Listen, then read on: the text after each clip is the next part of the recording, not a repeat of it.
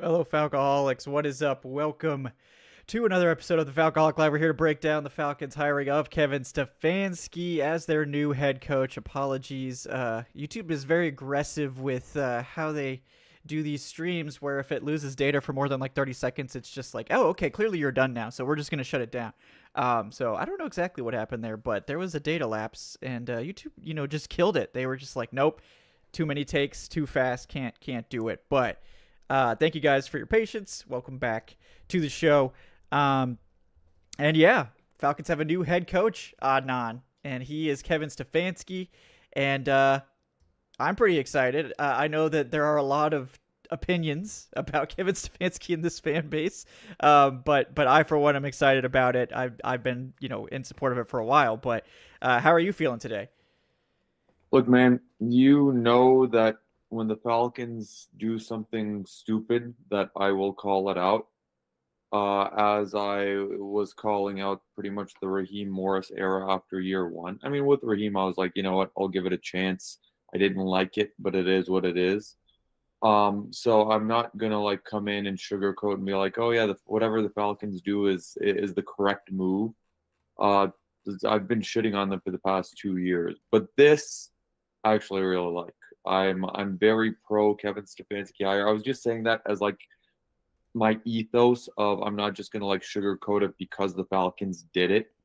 I actually really like the hire. We talked about it on the Wednesday live show.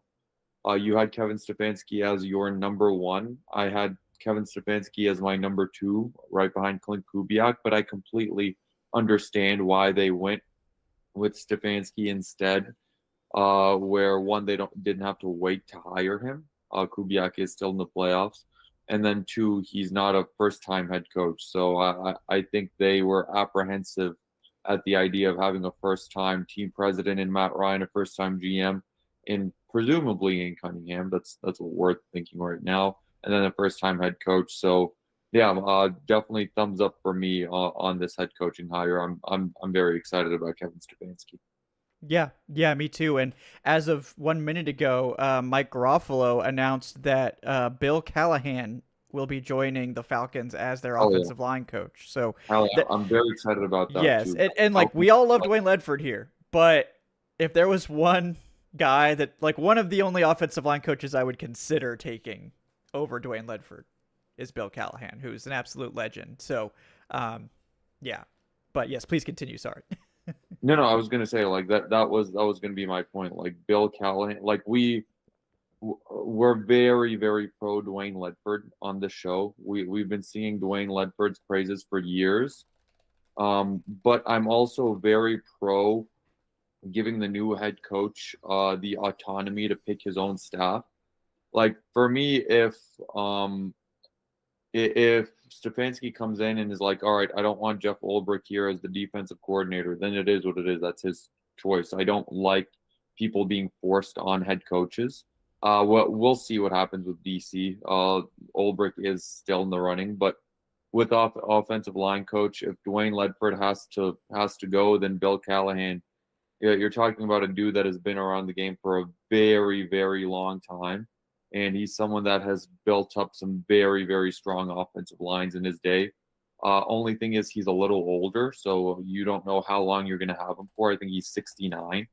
But yeah, that's a legendary coach, a legendary name in coaching, and yeah, I mean, if you're going to lose Ledford, then Bill Callahan is the guy to get. Yeah, for sure. And I'm a big fan of Bill Callahan. I know there's been rumors about, Brian Callahan coming as well since he's available. I don't have much of an opinion on that. Obviously, Brian Callahan was not a good head coach, but he's been a very good assistant in his past. And there's also been talk about Tommy Rees. Also, don't love that. But, I know Dave was talking about maybe Drew Petzing from the Cardinals. I'm more interested in that because I think that Cardinals offense actually looked pretty good with Jacoby Brissett back there. But, we'll have to see. There's been a lot floating around about it. We're not going to really get a ton of info about the assistants. Probably they'll trickle in over the next week or so. But the big news, obviously, is that apparently Jeff Ulbrich is going to stay, probably with most of the defensive coaching staff. That hasn't been like 100% confirmed, but that was reported when Stefanski was hired. So we're gonna hope that happens, because I think that was a big thing that the Falcons really wanted, was to make sure they got that defensive staff intact, because obviously this is one of the best seasons that the Falcons defense has ever had, particularly in the pass rushing department. So I'm glad we can keep those guys around as well. We got Alex. I know we had a super chat that came in on the last stream. I did see it, and I wasn't able to read it before the stream shut down. So if you sent that one, just post it in the chat and tag me, and I'll read it out for you. But sorry guys, I don't know what the heck happened with that one. But we got Alex Foster with the $5. Thank you, Alex, saying, you guys go on break, Sportsology shows up, team cleans house, and then we get a coach you like. If you guys are hiding something, you can let us know. I'm not going to say that I am Sportsology, but have you ever seen Sportsology and me in the same place? Hey man, I wish we were getting paid the way Sportsology is getting paid. Those consulting firms would make bank just for, some PowerPoints and some. Oh, by the way, the leadership isn't great. Oh, damn! I could have told you that. Yeah. I would certainly be open to being a consultant. I don't know. I'd probably just be pulling stuff out of my ass. But hey, it's probably what half the consulting firms do anyway. So fit right in here. But thank you, Alex. And then we got George Costanza with the 2. What's up, George? Welcome back. Says, Kevin, your namesake will break the Adnan curse. Don't stop believing. Hey man, he's not wrong. We've never made the playoffs while I've been at the Falcoholic. Yeah, hopefully my name will break the curse, because if we need to find a coach named Adnan, that might be a little harder. That'll be hard. That might be a little harder. There is I think we interviewed the Seahawks coach who's Arden or whatever, so we're getting warmer. But yeah, it's not the same. So hopefully Kevin is close enough. One of the host names will be enough to break it. We got Callas with the $5 saying, how much does your opinion on the hire change if Stefanski isn't calling plays? I love the hire, but I want to make sure we avoid the revolving door at OC. I said that on our last show, that to me, him calling plays is really important to me, because I think he's a really good play caller. I think he's been sort of overwhelmed with the Browns, and just everything going on with that. I'm sorry if there's Browns fans here. That shit show of a team, and he just couldn't do it along with the play calling. And we're obviously going to get into some of that stuff as well as we talk about the hire today, but I think he wants to call plays, and I think he is a good play caller, but I think he just had too much to deal with that whole mess that was going on there, and he just kind of got overwhelmed and needed to hand off the play calling. I would want him to call plays, and I hope that he is going to do that. That would be my hope. If he isn't going to call plays, I'm more skeptical. Because I don't think Tommy Rees exactly was doing a good job, or, the guys he's brought in underneath him to call the plays, I don't think have been doing very well. So I hope that he's the one to do it. And honestly, I think, hopefully with a fresh start and not just dealing with the stress of that organization, which is a big thing we're going to hit on today, as a part of why I think Stefanski is a really good coach and a very good hire, and why, if you look around the NFL, to all of the insiders, whatever you think of them, to the national types, to the other coaches that are out there commenting on this, they all love the hire. I think you can't separate the Browns from the whole situation, and there's a lot that goes into that, and maybe it seems like a cop-out to some, but this is far beyond what. We talked when Raheem got hired about, the Bucks kind of sandbagged him a bit. They didn't really invest in that team. He wasn't really set up for success there. What the Browns did to Stefanski is 3 times that. And the thing is, the Browns didn't think they were sandbagging him. The Browns thought they were delivering him exactly what he needed. And obviously, since you all, I'm sure, know the Browns very well, they did not do that. In fact, they absolutely sabotaged their team with their moves. But, we're going to get into that today. But before I forget, I also want to thank FanDuel for presenting Falcoholic Live today. Shout out to those guys. And, I think ultimately, to me, I really like the hire. And I know, Adnan, he was your number two. But, is there anyone else? Like, I know you really like Kubiak. Do you feel conflicted at all that we didn't wait to get a second interview with Kubiak, or do you think it was sort of smart to kind of pounce now that the coaching search has started to heat up clearly? I like that they did the process the way that they did it because there's no unless you got like a verbal guarantee from Kubiak that he was going to wind up being the head coach of this team during that interview, then I feel like it would have been very risky to sort of wait for him until after Seattle flames out or, you know, finishes with the postseason. Because Seattle could feasibly be playing. I mean, that team looked really good last night. They could feasibly be playing in the Super Bowl. They're one win away from the Super Bowl. And all of a sudden, you're stuck without a head coach until mid-February. And Kubiak's leverage would probably go higher and higher in that scenario. More teams would likely be waiting for him.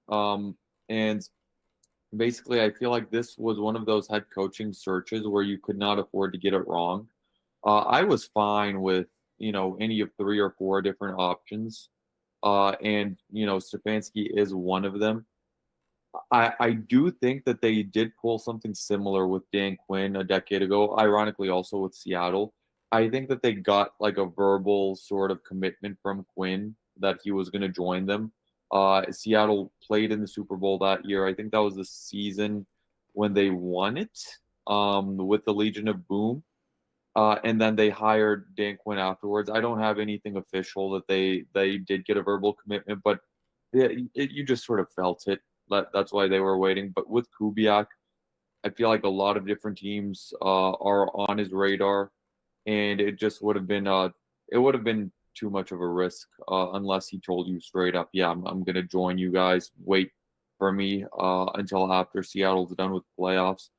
And also, I don't think that they really had Kubiak ahead of Stefanski on their list, just for that reason that we laid out at the top of the program, which is I don't know if they wanted to go first time everything in the building.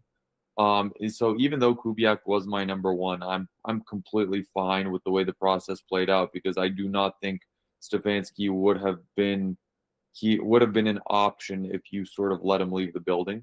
Because he had I think 3 or 4 more second interviews lined up. He was supposed to go over to Nashville and have a second interview with the Titans today, and the Falcons just didn't let him leave the building. So I'm completely fine with the way the process played out. Yeah, me too. And that's the thing with these is like it's easy to be patient until the dominoes start falling, and that's what the Falcons were doing, I think. And once it became official with Harbaugh, which actually took a long time. That took a long time to come together with the Giants and Harbaugh. That was kind of when you saw everything kick into high gear. And, I think the interest in Stefanski really started to heat up. And we saw, he had 3 more second interviews coming up. Other teams really wanted to get him in the building. And I think the Falcons saw that and also recognized that, like, Kubiak's probably not coming available till after the Super Bowl, right? I mean, I watched that Seahawks team last night. I think we all did, just absolutely eviscerate the 49ers. Like it was not even a competition. I mean, they beat the crap out of like a 13-win 49ers team that was very injured at this point, but they've been injured all season. So as good as the Rams and Bears have looked, whoever wins that game, the Seahawks are going to be favorites, and if he were to win next week, sure, he could interview again, but he couldn't officially accept the job until after the Super Bowl. So now you're talking about waiting until February, and it's just not something that a lot of teams are going to be willing to do. And like just real quick, we'll kind of finish off our thoughts on Kubiak because you guys have heard me talk about Kubiak all season. I mean, I was talking about him halfway through the season as like, hey, this could be a guy the Falcons go after. I didn't think they would be really in the running for Stefanski or for like Harbaugh. Or, I mean, we didn't think Harbaugh was going to be available. I think earlier in the season, this coaching class looked a lot more bare. And so it's like, all right, well, this might be an opportunity to take a chance on someone like a Clint Kubiak, an up and comer. But when you're hiring guys like Kubiak, which I was in favor of, this is not to nullify that, it's a big risk. And, I think it's important that people realize that it's not a slam dunk. Like, just because he doesn't have baggage, he doesn't have a head coaching record you can lean on, hiring Kubiak is equally risky because he's never been a head coach and he's only been an offensive coordinator and play caller for 2 seasons with 2 different teams. So we really don't know what it looks like, Kubiak's offense 2 years in the same place. Can he iterate? Can he, keep it rolling? Is he going to get figured out?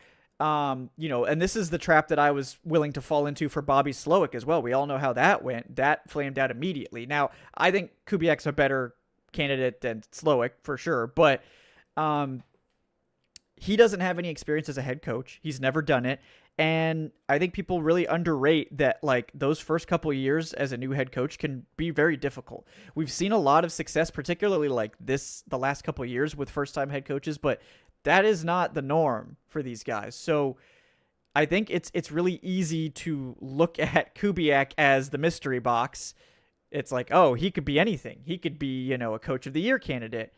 And then you see Stefanski where you're looking at like, oh, he lost a lot of games with the Browns, which, like, to be honest, he's actually, I think, one of the highest winning percentage coaches of the Browns. So, that just to give you some context, he had a higher winning percentage as the Browns head coach than Bill Belichick did. So it's very easy, I think, to distill it down to a stat as simple as win and loss, which I know what you're going to say. Win and losses are the only thing that matters. Yeah, win and losses matter the most, but there's a lot of context when you're evaluating a coach that goes into it. Now, we don't have the in-depth knowledge of Stefanski's situation that we had for like Raheem Morris, where we could look at the Falcons win-loss record with Raheem Morris and be like, well, we can point to all these things as being Morris's fault, or very much a problem with the way he runs the team. With Stefanski, I think the main thing, and I'll let you talk here because I've been railing for like 5 minutes, is the situation in Cleveland was maybe the worst in the NFL. And it's not just the players they picked or didn't pick or the Deshaun Watson trade.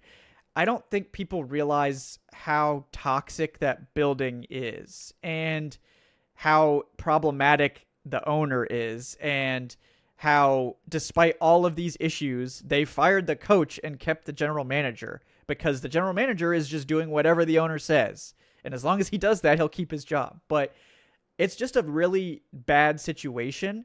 And it's really, it is difficult to evaluate, I think, how much that played a part in everything that happened there. But there's no way you can look at it and totally say this was Stefanski's fault. Like, I don't think there's any reasonable way to arrive at that conclusion.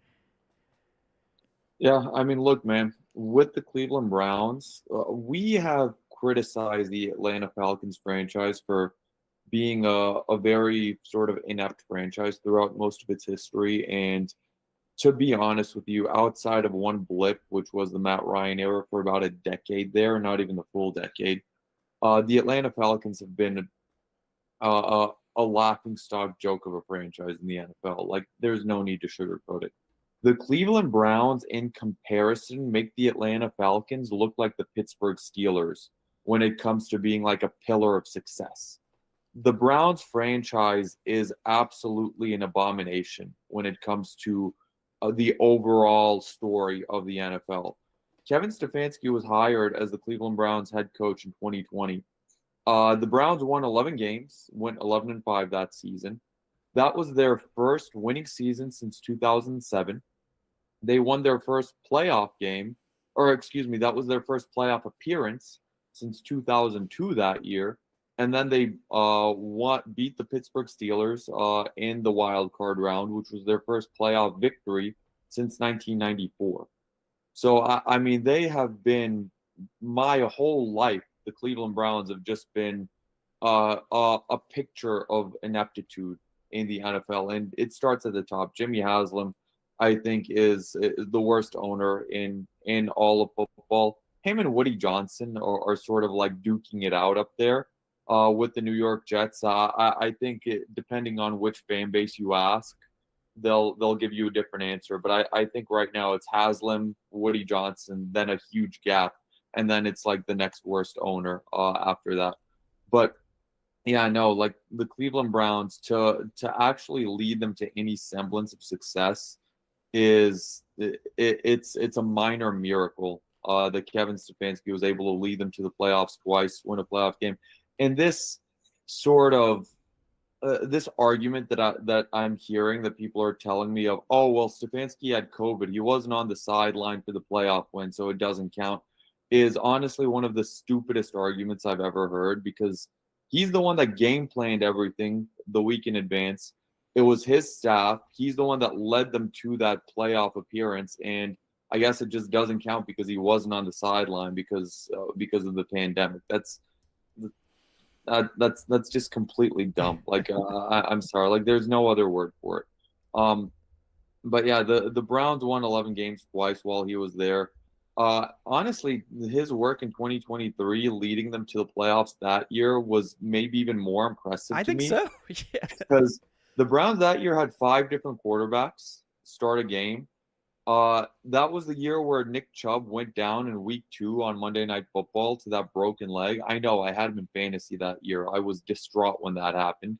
They had Jerome Ford as their running back. They signed Kareem Hunt off the street to be their backup running back, and they still had a top 10 scoring offense in the league and won 11 games. That was nothing short of miraculous.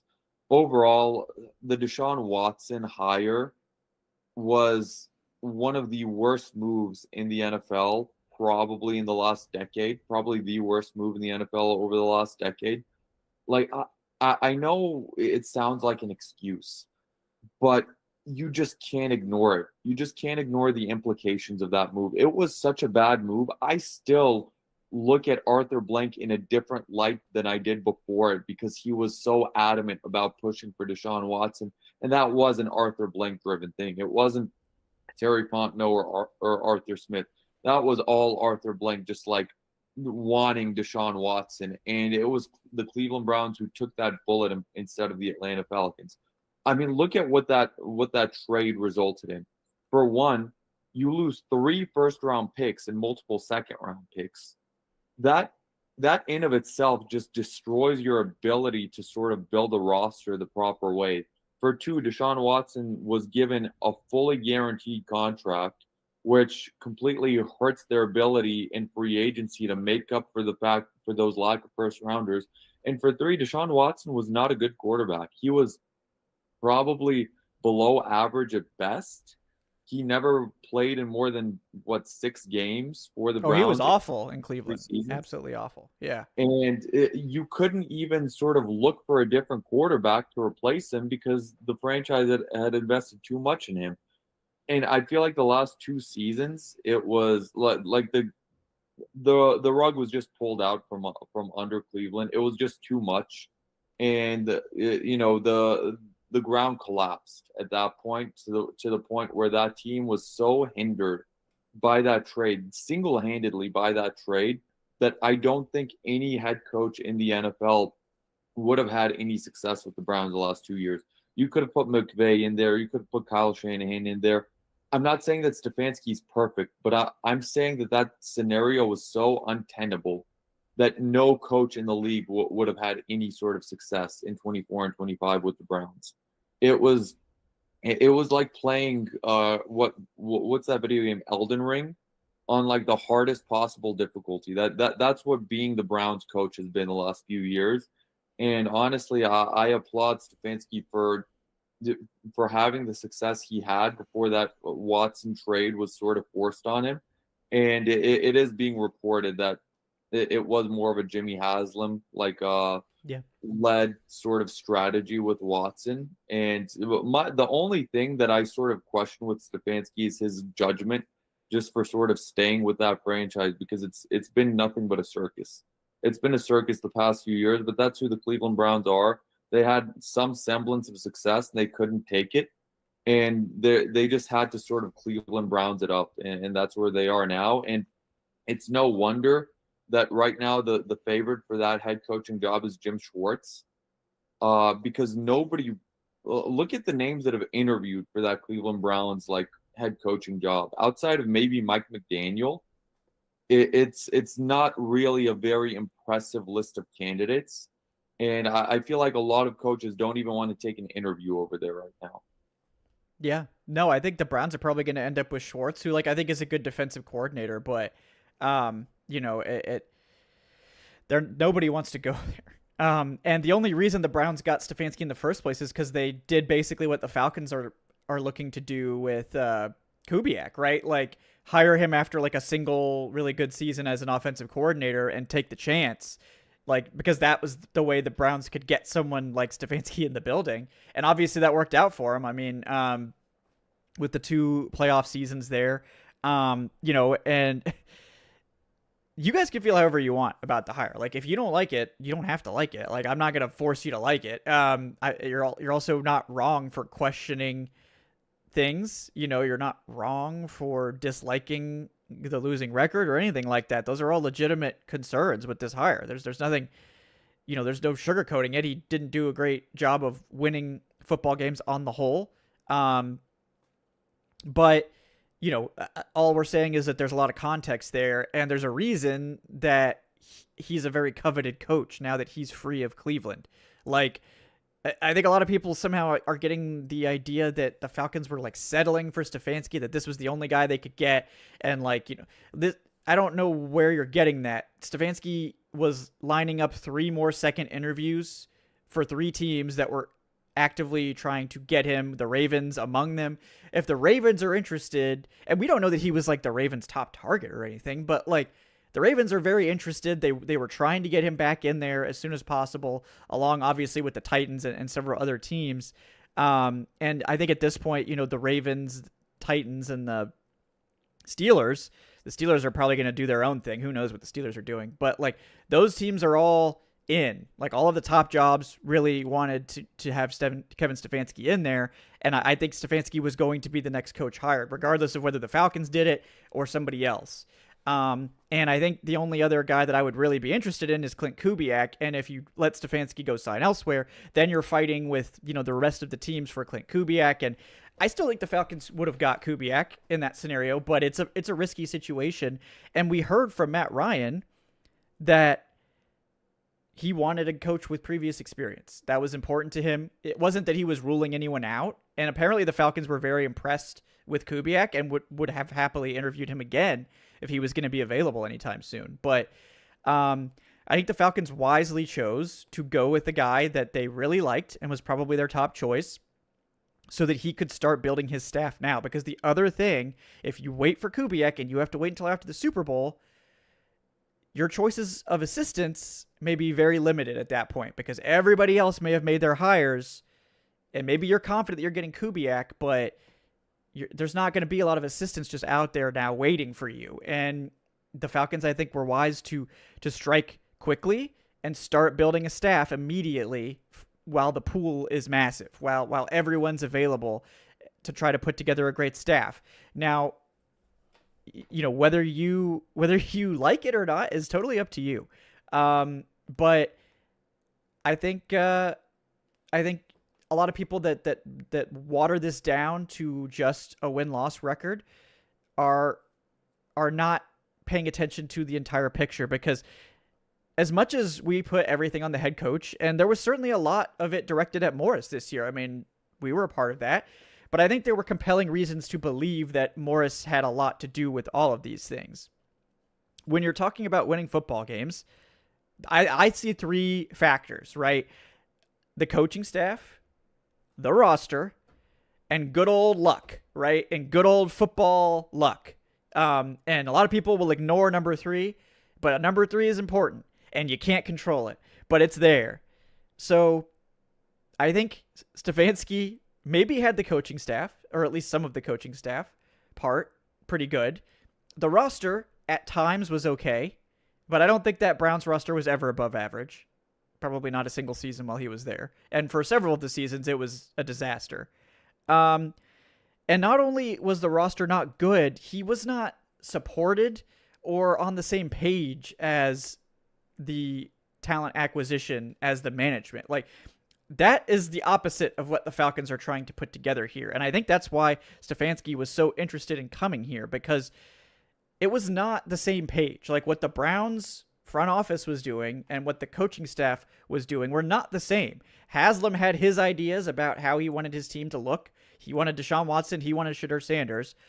I think the only quarterback of those guys that, of everyone that they brought in since Deshaun that Stefanski wanted was Dylan Gabriel. And I think he wanted Dylan Gabriel as his backup. And obviously that didn't last very long. But I don't think there was any intention to take Dylan Gabriel and play him immediately. But I think there was an enormous amount of pressure to play Shedeur, who I think looked better than Dylan Gabriel, to be clear. But neither one of those guys was a good NFL starting quarterback. And I think they just honestly, I think Joe Flacco was like, all right, well, if we're going this other direction, get me out of here. And they obliged. But when the team, when the coaches and the front office are not on the same page, it's never going to look good. And I think there was some of that in Atlanta too. But, you have to figure out what the coach brings to the table. And from everything that I've gathered about Kevin Stefanski, people think very highly of him as a leader, as an offensive mind. He has a lot of respect among all of the Shanahan coaching tree people. He managed to always assemble a really good defensive staff there. Jim Schwartz, obviously, that Cleveland Browns defense was the engine several years, even when the offense was not talented enough to carry the day. I trust what I hear, and what I hear is that Stefanski is a very respected coach that is thought of as a much better coach than probably the average fan thinks. And look, you can either accept that or not. And if you want to just look at win-loss, you can do that. And maybe you'll be right. But win-losses alone are just one number. They're just one statistic. It is an important one. It's a critical one. But there's more to it than that. And I think when you look at the entire context of what happened with Kevin Stefanski, and there was some talk of this with Raheem Morris too. You guys remember, he was also sandbagged by the Bucs in that they didn't really invest in that team and kind of just let him fail. The difference here is that I think the Browns were actively working against Stefanski in many areas. And not to say that everything Stefanski wanted was perfect or was going to work, but there was no way that was ever going to be successful. And I think the Deshaun Watson trade is sort of the crux of it. He never asked for that. He never wanted Watson, and he had him thrown in his lap, and he was told all right, here's your quarterback. You have no resources for the next 3 years. Make it work. And I don't think he didn't want that. I mean, he's made it abundantly clear that he had nothing to do with it and didn't want it. And you can't run a team when you're that far apart. It's just never going to work. And, we'll have to see. Guys can grow, guys can change, but I also think you're not getting the best version of Stefanski when you're stabbing him in the back and making him probably hate his life a decent chunk of the time while he's coaching there. On that sideline, I don't think I've seen him smile once in the past 2 seasons as the Browns coach. Yeah. And Ray, I know how much you hate this hire. That's fine. The Browns are an incompetent organization. They chose Andrew Berry and the sycophants to Jimmy Haslam over Stefanski. I'm sure Stefanski told them, I'm not doing this anymore. If you want me to stay, we need to make serious changes. And they fired him because they want to do things their way. And their way is bad. So, you can either accept that or not. But I think Stefanski's a good coach. I'm excited about the hire. I was excited about the hire before the Falcons hired him. Adnan and I were talking about Stefanski long before this. We were talking about it during the season. Same thing with Kubiak.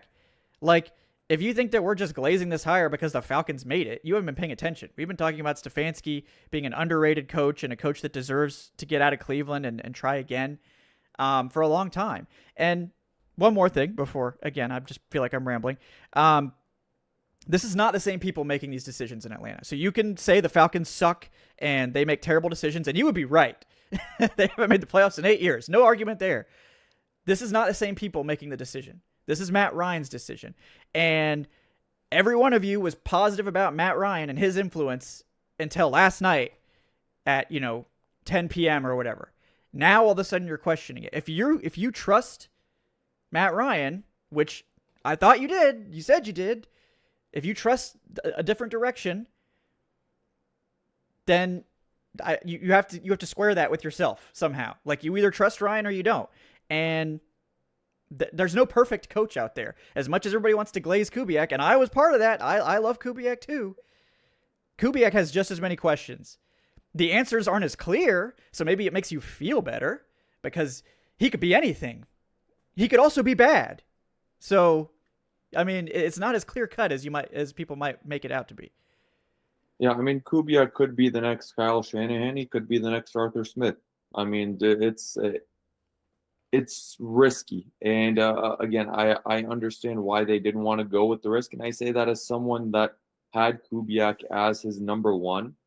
But, yeah, like you said, this isn't something where there was some slam dunk coaching hire who, just came available. Like, every single one of these coaches have their questions. And I know we've, gone through the good with Kevin Stefanski, and we have sort of laid out the context of the record. But, Stefanski has his own question marks, just like every single coach in this process, in this cycle, and just like the vast majority of coaches in every single cycle, because there's a reason why they're, free agents.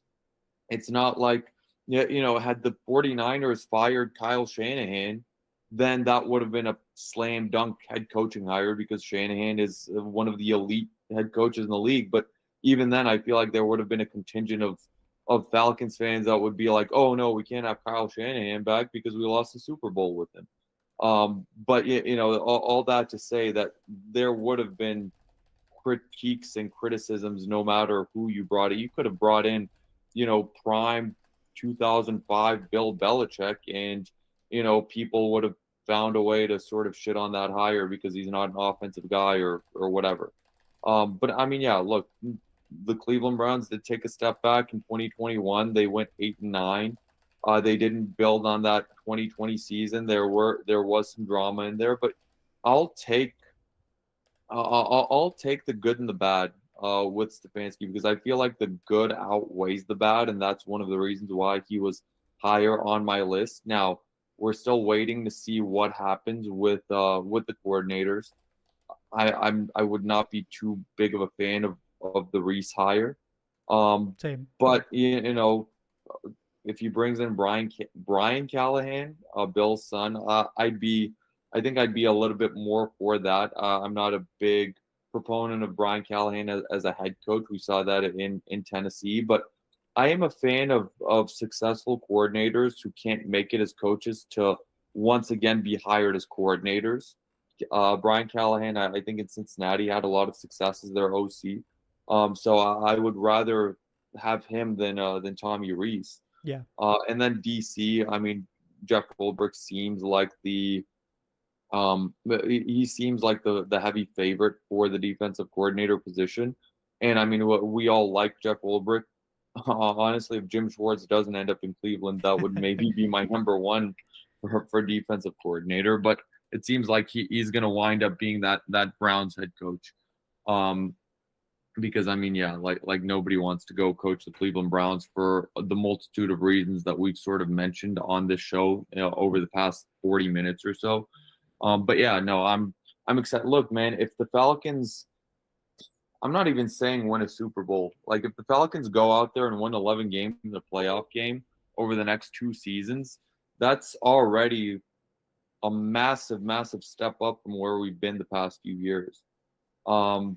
If if you can get me to the at this point, like my expectations are so low. Get me to the divisional round the way he got the fucking Cleveland Browns. Excuse my language. To the divisional round, I'll be thrilled over the next 3 seasons, and then from there, let's build. Let's see what we can do.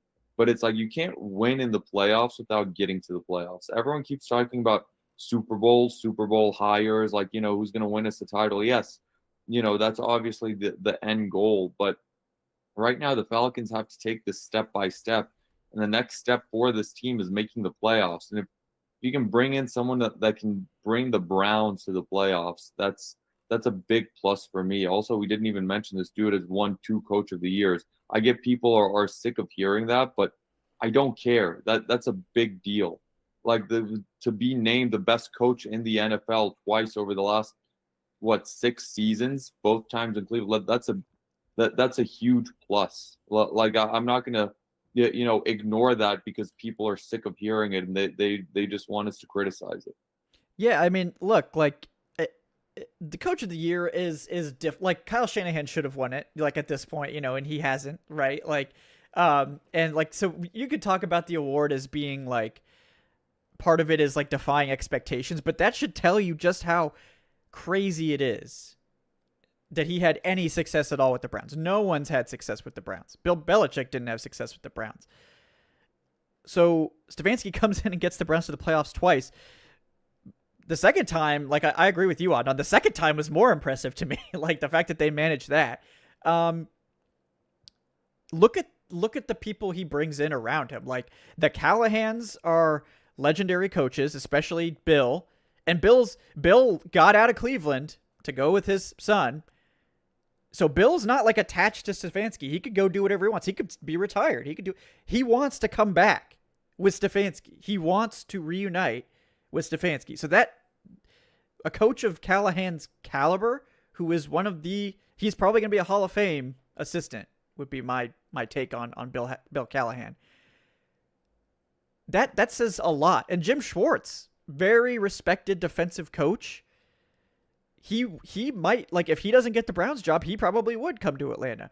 But, I imagine he's going to want to call plays. It sounds like it's going to be Ulbrich. But again, Ulbrich is also a respected and coveted DC at this point. He's going to stay on to be with Stefanski. Like, I don't know what to say, guys. Like, if you hate the hire, you can hate it. Like, I'm not telling you not to hate it, but I'm just providing the reasons why I like the hire and why I like the hire from the beginning, because I feel like he's a lot better of a coach than he's given credit for. He commands an enormous amount of respect from the NFL as a whole, and he was a coveted coach. That tells you a lot. Like, think about what your argument is, that the last 2 years with the Browns were bad, and he's got a losing record. So why does everyone in the NFL want to hire him then? If it's that simple, if it's just about wins and losses, and the Browns sucked, so clearly Stefanski sucked, why does everyone want to hire him if it's that simple? It's not that simple is the answer. It's never that simple. It's rarely that simple. Sometimes it is, but we're not comparing apples to apples with Raheem and with Stefanski, because first of all, his hiatus from head coaching was like over a decade. Stefanski's coming off being a head coach last season. It's a little bit different. And Raheem, was a coordinator for a while and sort of worked his way back up. Stefanski's going right from one head coaching job to another. So it's a different situation. And yes, Stefanski needs to call plays. If he's not calling plays, I'm going to be more concerned. But I think he's going to call plays. So, we'll see how that goes. But I'm pretty convinced that he's going to call plays, at least to start. I hope he does it all the time. I think with him not being so emotionally drained and just fed up with what's going on in Cleveland, because just like he signed an extension there after 2024, which to me suggests that there was like an understanding between the two sides that like, hey, what you guys did to me was not cool. Can we like work through this? Can we get past this and start being more collaborative, or is this going to be a problem? And it seems like they came to some sort of agreement and he agreed to continue. And then they immediately turned around and started going back to their old ways in the draft. It seems like initially, like I think Stefanski wanted Dylan Gabriel. And And they got him Dylan Gabriel, and he was like, cool. Now we have a long-term backup, maybe somebody that can spot start for us. I like this, so that if we don't have Deshaun, maybe we have a spot starter here. And then they took Shedeur, and I think that was where the relationship ended because Stefanski didn't want Shedeur. I don't know if he didn't want him for talent reasons or for the circus reasons or whatever. We're not going to get into the whole Shedeur debate here, but he didn't want Shedeur. And because he knew as soon as Shedeur got on the team, every single press conference and every single thing was going to be about when is Shedeur starting? When is Shedeur starting? Why isn't Shedeur starting? When is he going to start? Why isn't he starting? Do you hate Shedeur? Are you anti? And that's exactly what happened. It was a constant topic. And I think the relationship was dead at that point. And he was like, look, I'm done with this. And I don't blame him. He probably feels like he got suckered into going back to Cleveland and they just immediately went back to their old ways. And whether you think that matters or not is up to you. But it matters to me. Relationships matter. Cohesive team building matters. And there was none of that in Cleveland. And it's kind of the opposite of like Harbaugh. And this is, we talked about this on Wednesday. I was nervous about Harbaugh because it was the opposite of Stefanski, right? Everything in Baltimore was perfect. They had the best front office, the best team building, the best cap analysts, the best, everything. Everything roster-wise was set up perfectly. You couldn't ask for better front office, roster building, roster management. And that team was still underperforming. They were still like winning, but they were never able to get past a certain point. And I was like, to me, I'm questioning now, is Harbaugh a floor coach? Which I think he is. And there's nothing wrong with that. I mean, Mike Smith, floor coach, great floor coach. You can win with a floor coach. It's just hard to get over the hump. And I was like, I don't want to like go for the floor coach though. I want to go for the ceiling coach. Stefanski is the ceiling coach, I think.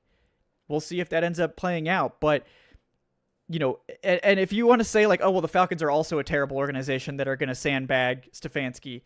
If the Falcons are going to sandbag their coach, no one's winning here, right? So then the conversation is pointless. But it's a new era with a new GM. We'll see. I think both of the finalists, for the record, I still think it's Ian Cunningham. I don't believe the reports on Josh Williams, but we'll see. Either one of those guys, though, are two top GM candidates. Josh Williams has been an assistant GM for 12 years. He's been in the running for GM before. Very respected. Ian Cunningham also has turned down GM jobs in the past. Very respected. It's going to be a new direction personnel-wise. It's obviously a new direction at the top with Matt Ryan. I think, again, I mentioned it on the show, I think this GM position is going to be more important than what people are making it out to be, because I feel like there is this sort of narrative that this is all Matt Ryan's show right now, and Matt Ryan's going to make all the decisions. I mentioned it on the Wednesday show. I don't think we're outside of this GM hire and this head coaching hire. I don't think we'll really see Matt Ryan's true imprint as a decision maker on this franchise for at least a few years, because he's just completely brand new to this role. And I think he's going to completely defer to, what the GM brings in front of him, to what the head coach brings in front of him. So it's going to be one of those where Matt Ryan is just going to be, I don't want to say a glorified sign-off man, but that's sort of what I think is going to be the direction, at least these first few years. And I'd be happy with that because Ryan has no front office experience. As much as we love Matt Ryan, as much as we respect his football mind, Matt Ryan has never been in any front office role. So the GM, it's going to be one of those where the GM sort of brings to him, he's going to say, hey, I want this guy in the first round in the draft, for example. I want to sign this guy in free agency.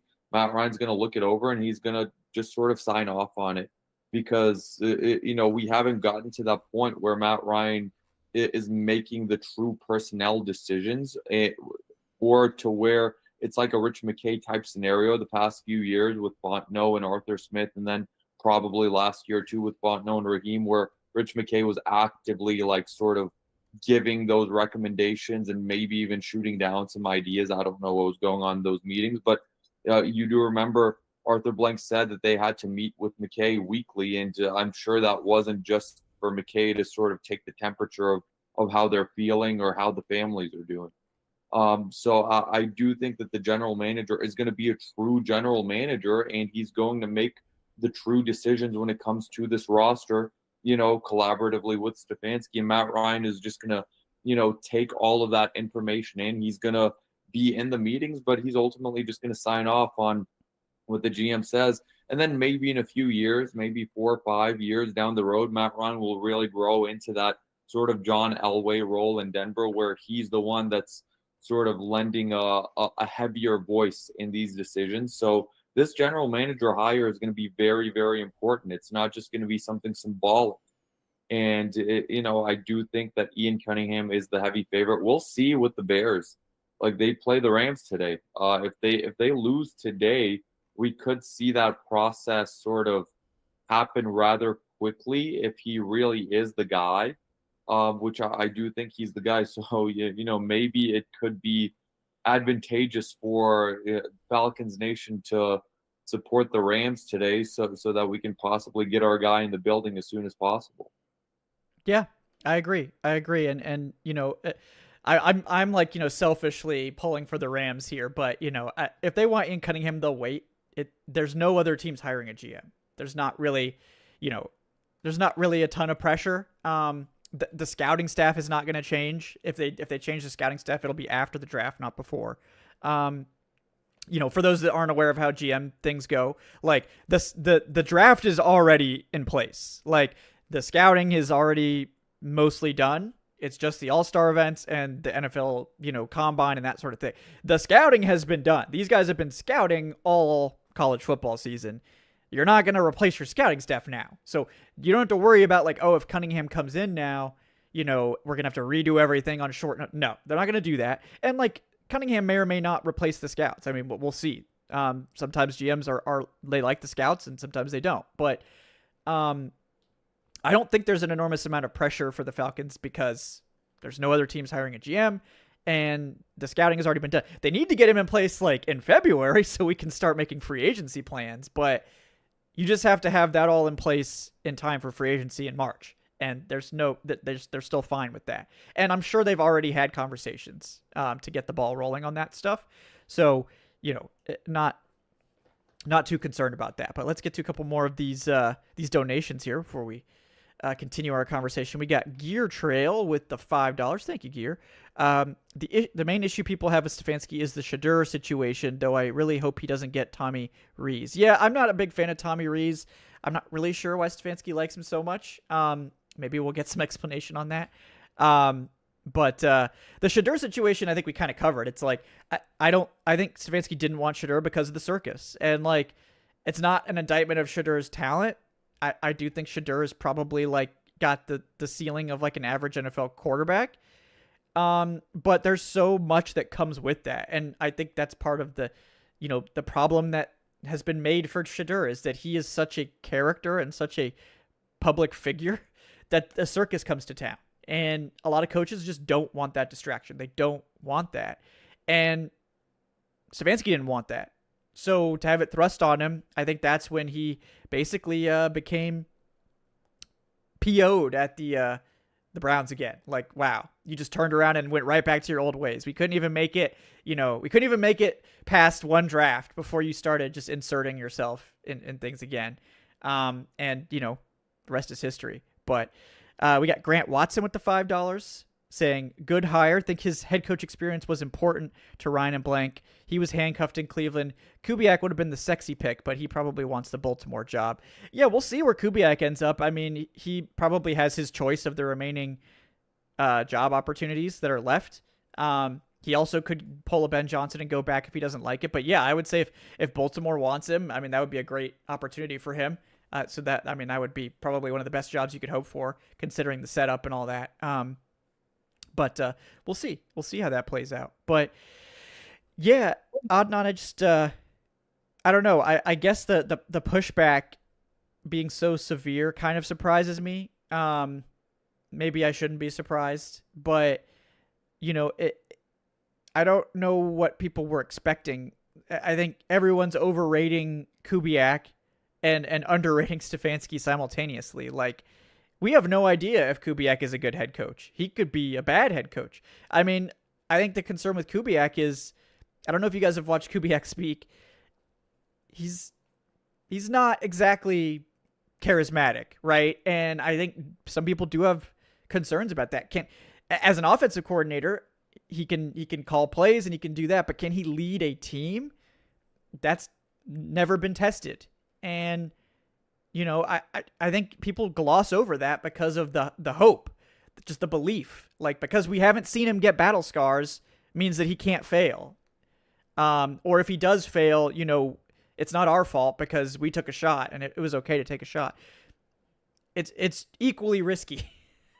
Like, if you think Stefanski's just a bad coach, then I guess you don't feel like it's risky because you've made up your mind already.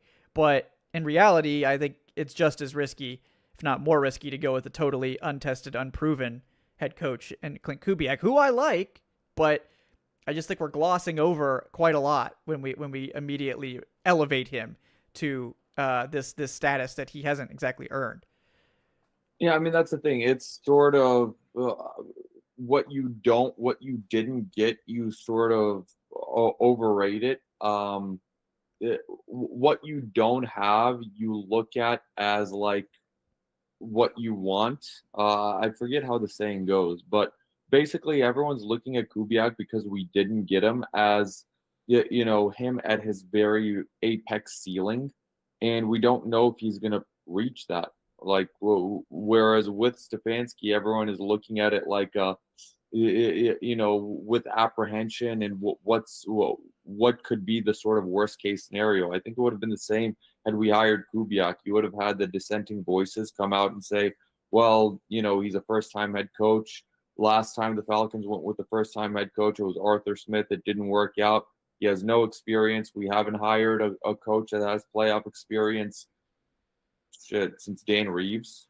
This is the first time the Falcons, I think, have hired a coach with previous head coach experience since they brought in Dan Reeves in like '97.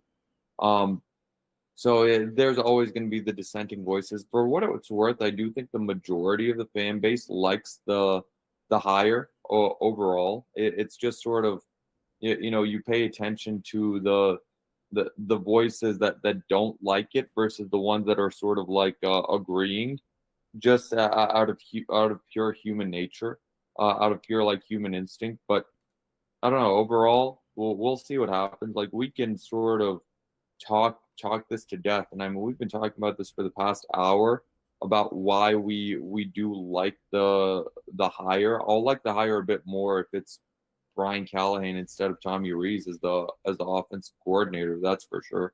But overall, like, we can't really sort of do anything about it moving forward. We just have to wait now. We have to wait for the results, and we're going to have a full off season to sort of chop it up, to hash it out, to talk through everything ad nauseum regarding Kevin Stefanski, regarding the scheme, regarding the offense he runs, regarding the history that he has had, the success, the failures, the up, the down. But overall, until free agency comes, all we can do is talk.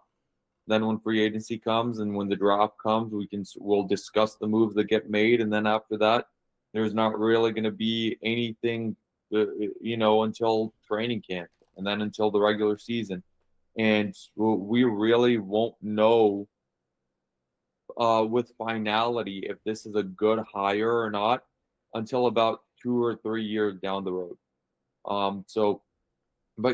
But that's not fun. We can't just sort of pack it in and hibernate for 3 years and then come back and be like, well, the hire is good or wasn't good. Right now, all we can do is sort of look back with any finality and say the last head coach wasn't good, the last GM hire wasn't good, and but we can do that because that was years ago, and we have the evidences right now. We won't have the evidences with Stefanski for a few years, but the takes have to fly. The people want to hear the takes, and the clicks have to keep happening. So we're going to keep rehashing it over the next few weeks, few months. But I'm happy with the direction the Falcons are in right now. I'm happy with the direction they've taken, and I feel better about this franchise right now than I did this time a month ago. Yeah, I agree. And I don't know. I just feel good about Stefanski. thought he was a good coach since he got hired, and you know, I do not underrate the Browns tax that he had to pay, among other things, right? And all right, Ray. Ray says Stefanski never piloted a top 10 offense or passing game. Incorrect. His offense in 2023 was 10th in points, Ray. So just straight up wrong, first of all. That's a top 10 offense. Passing, you know, I mean, yeah, his run game has typically been his bread and butter. I will say that, but just objectively incorrect. He piloted a top 10 offense in 2023 when he made the playoffs with the Cleveland Browns. With what? Joe Flacco? Yeah. I mean, what? I think they started five quarterbacks that year. Yeah, They figured it out. they started Joe Flacco, Deshaun Watson, PJ Walker, Dorian Thompson Robinson, and Jeff Driscoll. Yeah. So That's a not I didn't even really a murderer's Driscoll. row. Jeff Driscoll. Jeff Driscoll was the game that year. Wow. Yeah. Yeah, And like, throw 166 yards, 2 touchdowns, 2 picks. yep. Yeah, and I mean, honestly, it's kind of crazy, like how much like outside of that first season in 2020 with Baker, he never had healthy quarterback play. Like his entire career, like 2021, Baker got hurt and played through it, but he was not the same. Kind of reminds you of this year, actually, with the Bucks. Like after Baker got hurt, it just was not the same at all. But yeah, I mean, we could talk about like, look, maybe Stefanski didn't have a bunch of top 10 offenses. He had a lot of top 5 rushing offenses or just really good rushing attacks in general. But he also, like 2020, 14th in scoring. 2021, he was 20th in scoring, which is not great. But again, we talked about it. You know, Baker Mayfield was hurt. Then they bring in Deshaun Watson. Still managed to be 18th in 2022 with Jake Brisket, the quarterback, for 11 starts. Shout out to Jake Brisket. 14th in yardage. Another top 5 rushing attack that year too. Yeah, 2023, 10th in scoring. 2020, and then obviously things fell apart in 2024 and 2025. No one's arguing that, but those teams fell apart. I mean, like, yeah. I mean, look at the quarterback situation. We've already discussed about how he didn't really have an impact. And I mean, Dorian Thompson Robinson, Bailey Zapp, Jameis. I mean, these are the quarterbacks he had to play. And he was saddled with Deshaun Watson. So I mean, like, there's a clear path here for like, wow, this guy was sandbagged. And if you can either see it and be like, oh, okay, well maybe he could be better in a better situation, or you can be like, he just sucks. That's your choice. You can choose to believe whatever you want to believe. I'm choosing to not believe that he's a bad coach because everyone is saying that he's a good coach. Everyone that works with him. Browns players seem to like him. The national types seem to like him. Other coaches seem to like him and continue to work with him.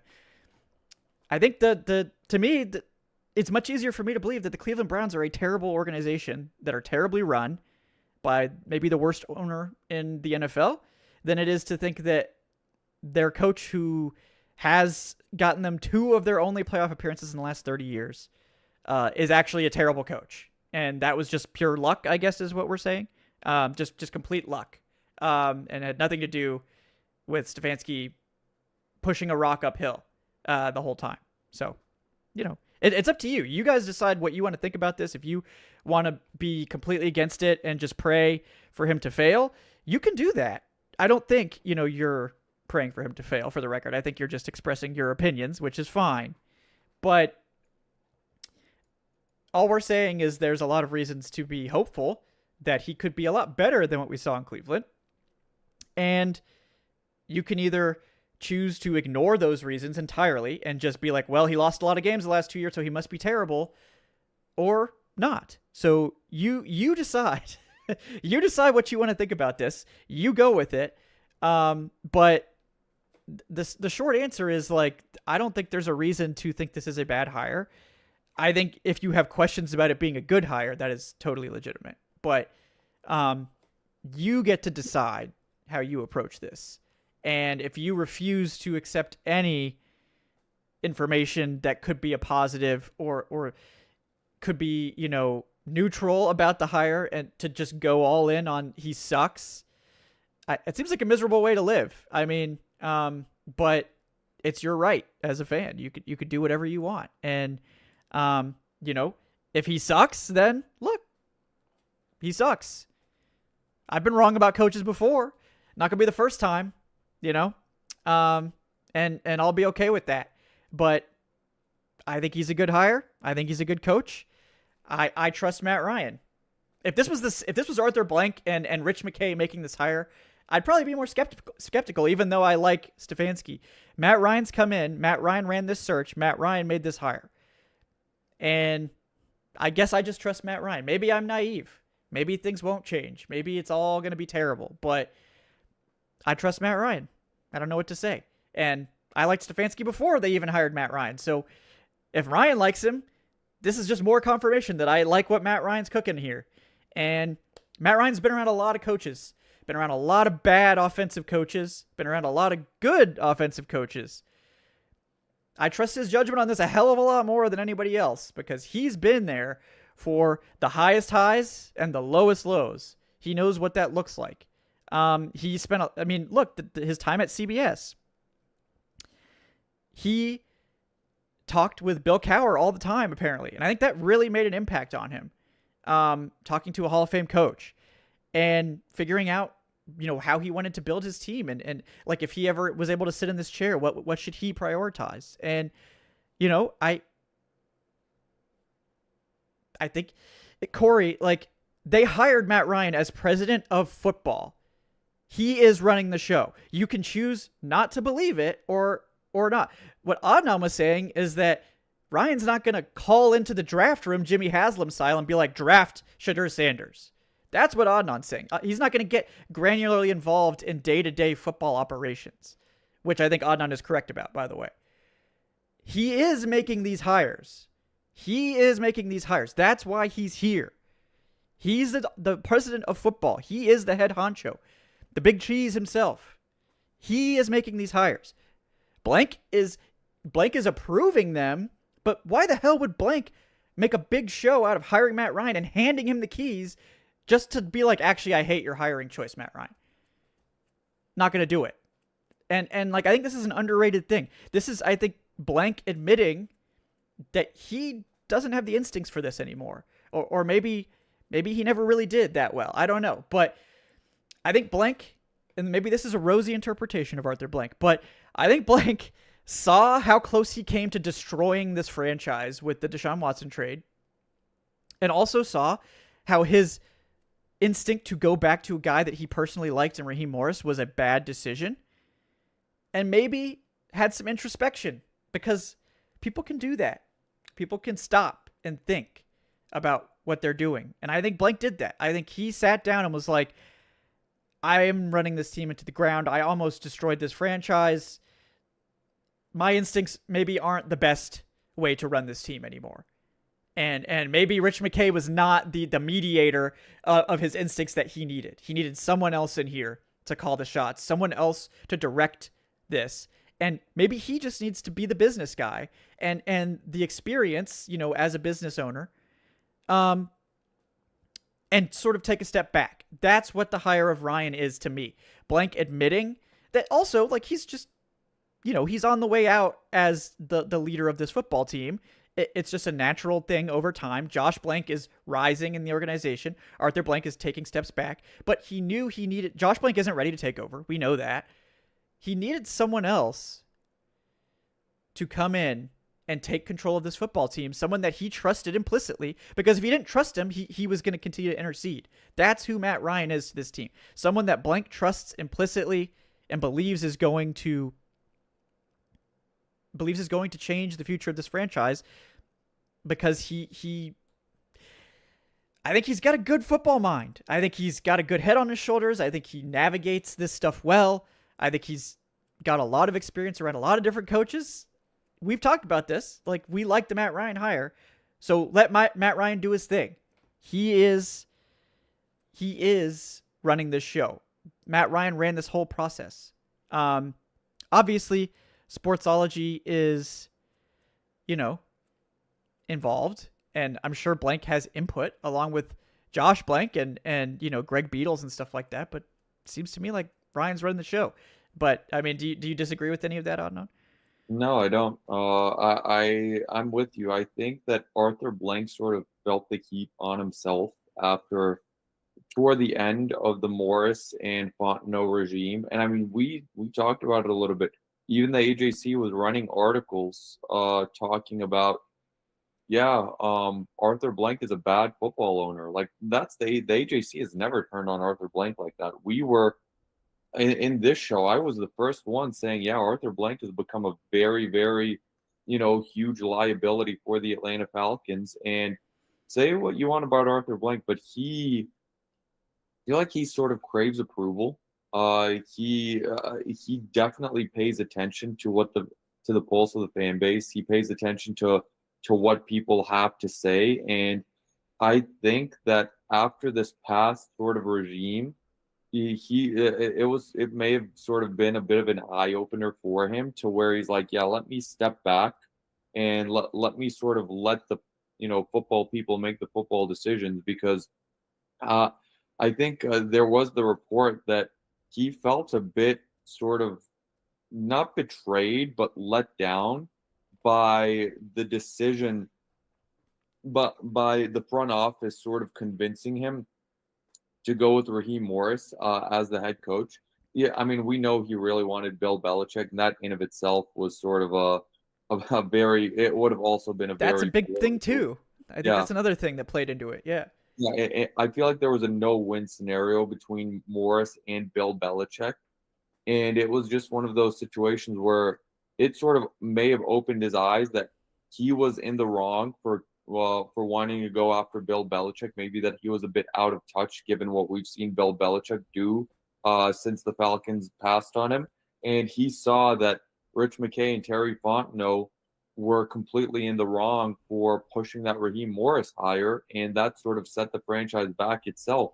This franchise should have been winning this division the past few years, and it wasn't because of that hire and, because of some of these decisions. And I feel like after so much failure, after 7 years of just not making 8 years of just not making the playoffs, after 2 winning seasons over the past 14 years, maybe Arthur Blank finally realized that, hey, I need to stop meddling a little bit and I need to just sort of, take a step back. And I feel like that may have been what the Matt Ryan hire was, and part of it was PR, because Arthur Blank's PR was at an all-time low this past season. Like I don't think Arthur Blank has ever been getting criticized as much as he has been in the national and local media and among the fan base. And I feel like that really had an impact on him to the point where, now he's brought in Matt Ryan. He's like, all right, go do what you have to do. I'll sort of take this. I'm interpreting it as I'm going to take a step back and not involve myself in the football decisions. The business decisions for sure. Arthur Blank, hell of a businessman. I don't think any of us can sort of question his business acumen. The philanthropy, the business aspect, the business side of things, absolutely. Like, he's still great at that, but just leave the football side of things to the football minds and sort of, open that checkbook and invest in the team is all we're sort of asking for. And I feel like that may be, what he's moving toward. And we see Josh is in these meetings. It could be Arthur Blank sort of preparing the next generation to sort of take over as the main decision maker, because this is going to be Josh Blank's show sooner or later. Yeah. And, I'm interested to see what kind of owner Josh Blank is. I'm guessing there will probably be, some changes, some new direction type stuff. But I think that's part of the reason that Blank wanted Ryan in here, was to have someone else to help like usher Josh in, comfortably. And, we'll have to hope for the best there. But I think throwing Josh Blank just in charge of the football team with Rich McKay would have been a disaster. And maybe Josh just has excellent instincts or has a talent for it. He has worked at the NFL for, I guess, 4 or 5 years before he went back to the Falcons. So he was certainly getting some like familiarity with the league and stuff like that. But running a team is something that not many people have a lot of experience doing. And I think hopefully by the time Josh is taking over, Ryan will have been able to get established more. And we have some success here. And, you know, I just, I have hope for it. And, you know, I know people are like, oh, well, Blake just hired Ryan as a PR stunt. That's incredibly cynical, but yeah, like, you're fair.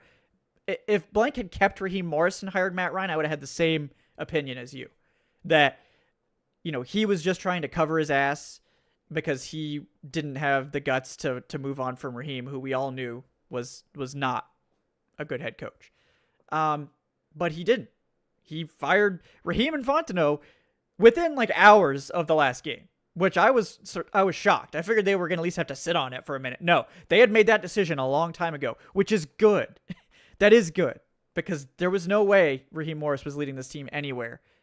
Maybe 8 and 9. That's the peak. So he didn't need PR cover. Like, he did what the fans wanted. He fired Raheem. He fired Fontenot. They were going to have a new direction. Like, he didn't need the PR cover anymore. If it was PR cover, he would have done it with keeping Raheem. He didn't do that. So I don't think it's a PR stunt. I think it's an admission that someone else needs to run the team. And Blank alone isn't the one to do it, and probably Rich McKay also not the one to do it. So, you know, there are reasons to be cynical about this team and to not trust what's going on, and I don't fault anyone. But I'm into it. I'm really into Stefanski. I think he's a better coach than his record speaks for, and maybe I'm wrong. But if I'm wrong, so be it. So be it.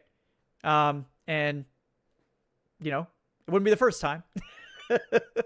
So I wanted an offensive coach. I think that Stefanski is a very good offensive coach.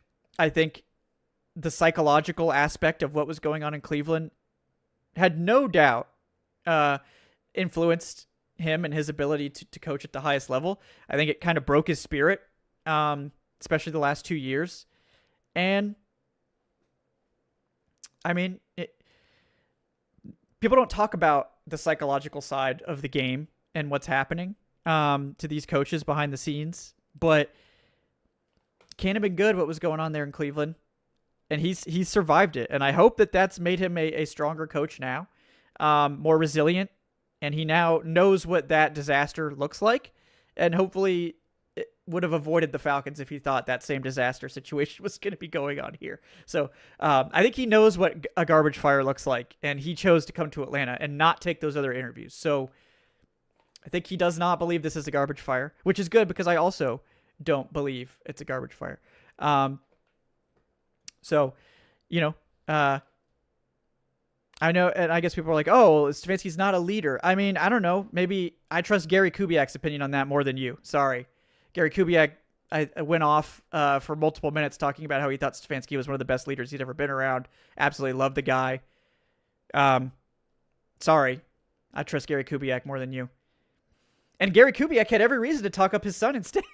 So, you know, oh, why didn't they hire Clint? You know, what the hell? So, we'll see. We'll see. But we got a couple more donations here. Thank you guys so much for that. We got Jason Gaines with the $2. Thanks, Jason. Saying, I'm in favor of Stefanski as our new head coach. He runs a good offensive scheme, can call plays. The Browns are a dumpster fire. He was not in favor of bringing in Watson and replacing Baker. You can blame the Browns owner, Haslam, for that move. Yeah, I don't think he wanted to move on from Baker either. The hand was absolutely forced there. We got UCW to the bone with the 5. Thank you. Have we discussed the impact of having 2 dope-ass beards on the coaching staff between him and Ulbrich? If our OC also has a dope-ass beard, then Super Bowl. Yeah, I hadn't considered that. I did see Stefanski's beard game is on point. So that is a point in his favor, I think, as well. Well, I don't know what Tommy Rees looks like, so maybe we'll have I don't think Tommy Rees has a beard. Well, we're going to have to get him one. We're going to have beard solidarity among all the top coordinators. Whoever this is special teams coach is going to have to do it too. So, Well, yeah, I mean, he has it's like a bit of a scruff. okay. He's got to work on it. He's got to work it. He's Work got to it work out. on it. Yeah. He's a young guy. He's not really a grizzled vet like Ulbrich or Stefanski. Yeah, I don't know. I don't know about his beard game, but Brian Callahan, Brian Callahan has a beard. There's a very strong beard. So connecting the dots here, yeah. I prefer Brian Callahan 100 times over Tommy Rees for the record. So I hope that we get that done, but we'll see. We got Grant Watson with the $5 asking, wonder who we would have hired if McKay was still in the picture. I know somebody said Saleh. That one definitely makes sense to me. Maybe Mike McDaniel. But I don't know. Maybe one of those two guys. That would probably be my guess. I don't know. Who do you think they would have hired if McKay was still calling the shots? Pierce? Yeah, there you go. Yeah. Yeah, nah. I don't know. Saleh makes sense. I would not have been mad with Mike McDaniel. Maybe they would have gone after Mike McCarthy, who again I also would not have been mad at. I think this head coaching hire is there or this I feel like there were a lot of good candidates in this cycle, and I feel like it would have been very difficult to sort of completely get it wrong. But if there's anyone that could get it wrong, it's Rich McKay. Yeah.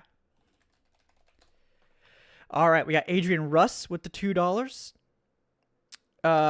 Saying, I'm not sure about the Stefanski hire. I don't know if the Shedeur situation was all him, and to be fair, he did temporarily turn around one of the worst teams in the league, but I would have preferred hiring after the playoffs for coaches with more recent success.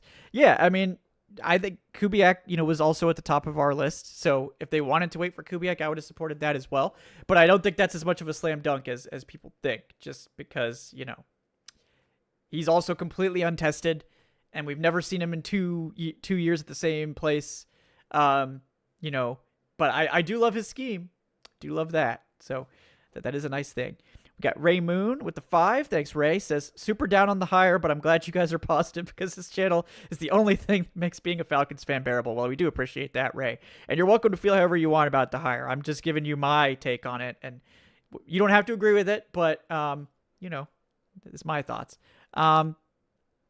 We got Adrian Russ with the $2 again. Thank you, Adrian. Saying, do you think after the Baker trade, Stefanski and Brown's downfall and bad play was more on the owner than the GM than Stefanski himself? Because I think people are equating the Browns' disaster to Stefanski's coaching, which is why a lot of people don't like the hire. Yeah, I mean, to me, I think that's where we diverge, right? Which is, I think the Browns front office and ownership tanked the entire franchise with their decision to get rid of Baker Mayfield and trade for Deshaun Watson.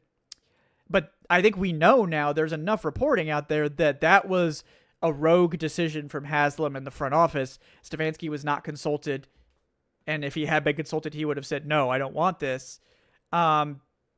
So, I don't know if he would have wanted to keep Baker Mayfield long-term or just kind of, see if they could turn around. But by all accounts, Stefanski and Baker had a pretty good relationship. And, Stefanski was in support of Baker. He had gotten, I think that season where Baker took him to the playoffs was still the number 2 season, I think, by passer rating or QBR or whatever for Baker Mayfield in his career. So I don't really think Stefanski was trying to move off of Baker, but I think the Browns ownership was. They were convinced that Baker was not the answer, and they wanted to find someone else that was. And I certainly think that was the turning point, and where you place the blame for that probably influences a lot about what you think about this hire. To me, I think it's obvious that was entirely Haslam and the Browns front office, and Stefanski had nothing to do with that. But if you think Stefanski had something to do with it, then I don't know what to tell you. So I don't think there's any evidence that Stefanski had anything to do with that. In fact, there's, I think, more evidence that he opposed it and was actually quite pissed off by it. But maybe he'll do a tell-all one day and we'll get the full story. But for now, we'll see. We'll see what's happening there. But Adnan, I think we've covered it pretty much every which way. Just to clarify a couple things before we sign off. It sounds like Jeff Ulbrich and the defensive staff is going to stay. We might see some some assistants maybe swap out. I mean, I don't know. I hope they keep obviously Nate Ollie and Rutenberg and some of those top guys. But it seems like the defensive staff is going to stick. We've heard about Bill Callahan. I will say the one thing about Bill Callahan that makes me really excited is that Bill Callahan likes gap running.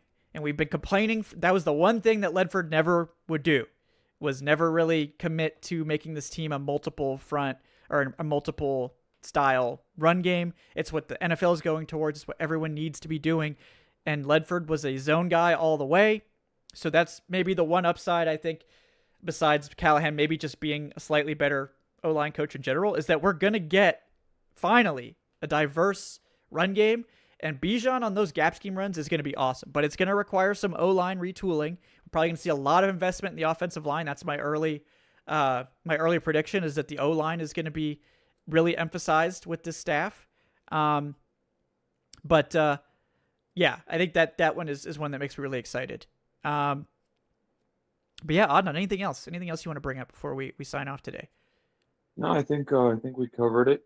Like I said, you can like the hire, you cannot like the hire. It is what it is. We won't really find out if it's good or not in a couple of years, but that's the boring way of looking at it. We have to get the takes off. Yeah, I mean, we won't really know for a while. That's true. It shouldn't stop with Stefanski and with Bill Callahan. If it does get confirmed, I do think that they are going to revamp this offensive line. I mean, my opinion. I'm a very heavy offensive line guy overall, and I feel like that's the most important sort of position group in the NFL right now these days. And I'm very, very excited about spending some resources over these next few years to completely revamp this OL, because I don't know, like a few years, I do think they may need to look into replacing both tackles here over the next year or two, as well as maybe the center and one of the guys. Overall, I think Chris Lindstrom may be the only guy that we could possibly see here 3 to 4 years from now. But we'll see. But again, that's a different topic for us to dive into here over the course of the off season. Yeah. I agree with you, and we'll obviously see how this plays out. We'll get more information over the coming days and weeks. We'll get the GM in here. That's going to be, I think, a big deal. I really do hope it's Ian Cunningham, although I think Josh Williams is very, good in his own right. Because I think, again, like the same things we talked about with Cleveland. I mean, if the front office and the setup here isn't right, it's going to sabotage any head coach. So the Falcons need to make sure that that side of the operation is good as well. And so maybe if they can, I think Ian Cunningham's got a chance to be one of those next really great GMs, learned under the Ravens, learned under the Eagles, has helped architect this Bears rebuild, which has been really quick turnaround. That's the kind of thing we want here in Atlanta, right? So I would absolutely love Ian Cunningham. But I think Williams obviously has a long track record with the 49ers, who have been one of the best run franchises as well. So we'll see how that plays out. And we'll see how the rest of the staff comes together. But thank you guys so much for hanging out with us. We got one more donation here from Matt Longest with the $5 saying, who do you guys think Stefanski will want to roll with at QB? Do you see Penix as his guy? Penix is going to play when he's healthy this year. I think that's pretty clear. But, I mean, Joe Flacco, unironically, I think could be a bridge guy to come in here. They need someone probably for a month, hopefully a month at most. And then they're going to want to give Penix as much, leash as possible to try to evaluate him. And because I think they want to know by the end of the season, can we go with Penix or not? I think that's kind of the plan at this stage. But what do you think, Adnan? Yeah, I think this is going to be a bridge quarterback year. I don't think Michael Penix is going to be the long-term answered quarterback for the Falcons. Overall, again, that's something else we're going to rehash over the offseason and talk about. But it's not like there's just a franchise quarterback that's growing on trees that you can just sort of pluck, like, as if he's a piece of fruit right now. So I think that we won't really sort of have that Kevin Stefanski guy at quarterback probably for at least another year or so. Yeah, it could be Jacoby Brissett too. I think I was thinking that I the like the idea of Cardinals. Brissett Me as a too. bridge guy this year. Me too. I would love Brissett. I think Brissett really likes Stefanski. Obviously, Stefanski gave him, a lot of runway, let him play quite a bit in Cleveland. They had success together. So I like Brissett. I would be down with Brissett coming here. That would be my preference over Flacco. But if you can't get someone like Brissett, then get a cheap bridge guy in here for a month, because I think Penix will probably be playing by October at the latest, as long as there's no setbacks. But I don't believe in trading a day 2 pick for Mac Jones. I don't trust any quarterback who looks great under Kyle Shanahan and mediocre everywhere else. I'm sorry. I'm not falling for the cheese. Nobody should do that. A lot of these other guys are going to be too expensive. And Kirk is not coming back. The whole reason he changed his contract the way he did was to force his release. And if they can get Malik Willis, sure, but Malik Willis is going to be the hottest quarterback on the market, it seems like, at this point. There's not really anyone else out there. So the Falcons getting Malik Willis was probably dependent on them hiring Matt LaFleur and LaFleur convincing Willis to come here. If they can get Willis, I'm all in. You guys know how much I love Malik Willis. I don't think it's going to happen, but I think Stefanski's relationship with Brissett could get Brissett here, and that would actually be, I think, a great bridge situation. And honestly, Brissett's just one of the NFL's best backup quarterbacks. I wouldn't be opposed to having him here beyond this year. If they're working, maybe it's another rookie, maybe Penix needs time, whatever. So Brissett would definitely be my choice above Flacco. But the nice thing about Flacco, not going to be expensive. He could probably capably run the offense at a middling level for a month until Penix comes back, and then we have to evaluate Penix and see how that goes. But I'm almost there with you, Adnan. I'm very concerned about Penix, mostly because of the injuries at this point. He has to be able to stay healthy, and to me that's the most important thing. And right now, very concerning to have a third ACL tear. There's no doubt about that. So we shall see how that plays out. Real quick, want to get you guys some odds from our partners over at FanDuel, because we got a couple games this afternoon. And currently, New England Patriots holding firm 3.5-point favorites per FanDuel over the Houston Texans. And that one's at 3 o'clock today. And then tonight, the game that all Falcons fans are going to be watching, Rams at Bears. Rams 3.5-point road favorites. So the Ian Cunningham watch could be starting tonight, Adnan. So we'll see what happens there. Selfishly pulling for the Rams, because I would like to get Ian Cunningham in the building as fast as possible. But, if we have to wait, we have to wait. So no matter what, I think whoever wins that game is getting buzzsawed by the Seahawks next week. So I don't know. That Rams Seahawks could be a hell of a game. It could be. I think it'll be a good game. But that Seahawks team just feels like insane to me. The way they just absolutely, it was 2 or 3 weeks ago, they scored 12 points against that 49ers defense. This week, they're like, we're done with that. Yeah.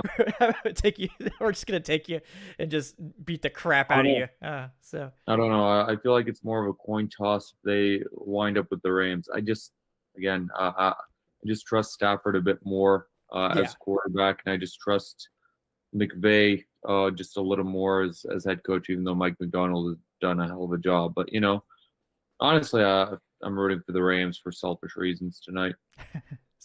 Big same. But guys, we really do appreciate you coming on and discussing the coach with us. Obviously, a controversial hire. You're welcome to feel however you feel about it. But we're both hopeful. We both like the hire. We liked the hire long before he was the Falcons' favorite and the Falcons' hire. So this is not glazing a hire or anything like that. If you're thinking that, you haven't been paying attention, because we've been on Stefanski. I mean, we probably brought him up mid-season at some point, as a possible option. So we both like it. If you don't like it, that's fine. But I would encourage you to consider that he could be better here. and that sometimes the first head coaching stop doesn't go well for guys, and the second head coaching stop is much better. That is a very common thing that happens with head coaches. So we're hopeful, but thank you guys for tuning in to the Falcoholic Live presented by FanDuel. And we are really excited to get into this offseason. Now that we've got a coach, we will have a mock draft next week. Maybe offensive line heavy mock draft given the Bill Callahan hire, but we're going to get you guys some pre-Senior Bowl mock draft, and I will be at the Senior Bowl the week after, giving you all the live coverage there. Maybe recorded coverage because, the hotel internet mobile seems to be universally shit, but we'll do our best and we'll get you shows no matter what. But, and then we'll be, by then hopefully settled with the GM and the coaching staff, and we can get into some free agency talk after that. Exciting offseason ahead, new direction for the Falcons. I want to thank, of course, Adnan Ikic at Say Which Way for helping us out. My co-host, as always, here on the Falcoholic Live. I'm Kevin Knight at Falcoholic. Kevin, please do like and subscribe if you haven't done so already. Really appreciate it. Leave us that 5-star review on your podcast platform of choice. And then if you want to support the show, patreon.com/Falcoholic Live, or you here on the YouTube channel memberships. Really appreciate all of our patrons and channel members for helping us out. Thank you guys so much. And we appreciate you guys. Tough season. I think things are moving in the right direction. I trust Matt Ryan. I like the coaching hire. Let's see who the GM is, and maybe we can get this thing rolling in a new and much better direction, because I think we're all tired of the mediocrity, and a bold new direction was needed, and I think we got a bold new direction. Whether it leads to salvation or utter ruin, that's still TBD, but it is a bold new direction, and I'm excited about that. So thank you guys so much. Have a great day. Enjoy your playoff Sunday. We will see you guys next time on the Falcoholic Live. Have a great day, folks.